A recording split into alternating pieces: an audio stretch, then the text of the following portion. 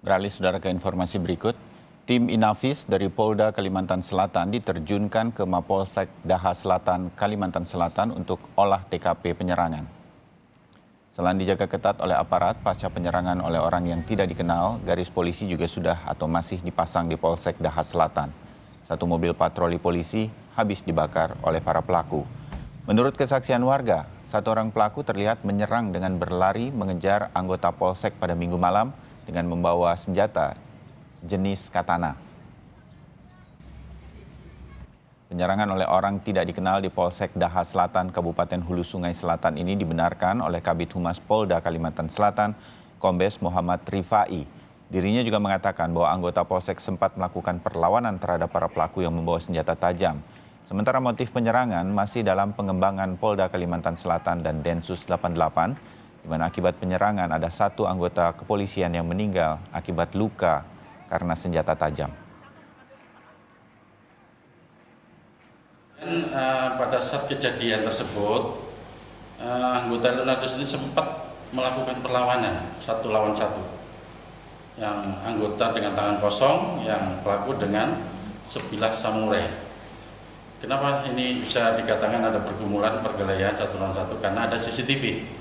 Pak Kapolda menyampaikan ada CCTV di ruang SPKT, di lorong tengah itu dilihat CCTV-nya tergambar jelas bahwa sebelum anggota ditebas lehernya itu ada pergumulan atau perkelahian antara pelaku dengan korban kita, anggota kita. Saudara, untuk mengetahui kondisi terkini terkait dengan penyerangan oleh orang tidak dikenal di kantor Polsek Daha Selatan, Kalimantan Selatan, kami terhubung pagi ini dengan jurnalis Kompas TV Samsul Alam di Banjarmasin, Kalimantan Selatan. Samsul, selamat pagi. Apakah sudah ada keterangan resmi mengenai hasil olah TKP kepolisian?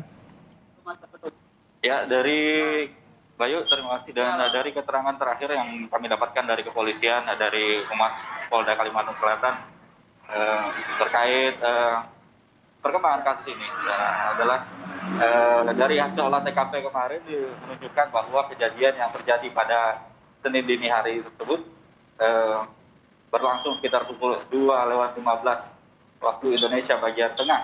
Dan sebelum menyerang ataupun sebelum melukai salah satu anggota kepolisian hingga menyebabkan kematian dari anggota tersebut adalah pelaku membakar satu unit mobil patroli yang ada di halaman Polsek Daha Selatan. Dan dari keterangan terakhir memang masih menunggu terkait hasil dari penyelidikan yang dilakukan kepolisian, pendalaman terkait motif yang dimiliki oleh pelaku, karena memang dari surat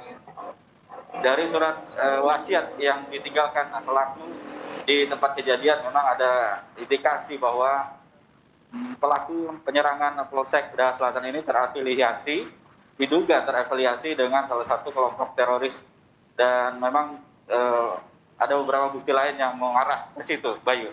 Oh, baik. Samsul, sudah juga diketahui secara pasti berapa orang yang melakukan penyerangan dan kemudian dari bukti-bukti yang ada bahwa ini mungkin saja terafiliasi dengan jaringan teroris. Apakah kemudian ada pembatasan aktivitas warga di sana pada pagi hari ini, Samsul? Ya, berdasarkan dari keterangan kepala desa setempat, kami tadi sempat menghubungi bahwa untuk pembatasan aktivitas kegiatan masyarakat memang tidak dilakukan, namun masyarakat sendiri masih secara sadar diri untuk melakukan kewaspadaan dini, sehingga dari kemarin memang saat pasca kejadian warga bahkan sempat menutup aktivitas perdagangan seperti warung-warung yang ada di sekitar Polsek Daha Selatan hingga menjelang maghrib, dan kemudian pada malam hari melakukan kembali penjagaan di lokasi-lokasi daerah sekitar Polsek Daha Selatan. Dan pagi ini memang penjagaan memang masih dilakukan di sekitar Polsek oleh petugas, namun warga sendiri kewaspadaannya memang masih tinggi karena intensi dari pasca kejadian yang terjadi pada Senin dini hari itu masih terasa di Daha Selatan, gitu. Ya, Samsul, apakah Mapolsek Daha Selatan sudah beroperasi lagi atau ada bagian yang bisa dioperasikan untuk memberikan layanan kepada masyarakat pada pagi hari ini atau sama sekali tertutup? Ya karena keterangan hingga pagi ini memang masih ditutup oleh garis polisi karena penjagaan juga masih dilakukan oleh kepolisian terkait tempat kejadian perkara, sehingga untuk aktivitas normalnya masih belum bisa dipastikan apakah akan berlangsung pada hari ini.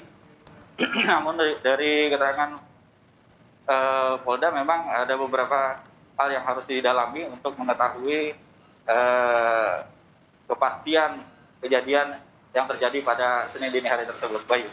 Ya, terakhir Samsul, bagaimana dengan situasi pada pagi hari ini di Samarinda, di Banjarmasin, begitu juga? Apakah penjagaan juga kemudian terlihat diperketat?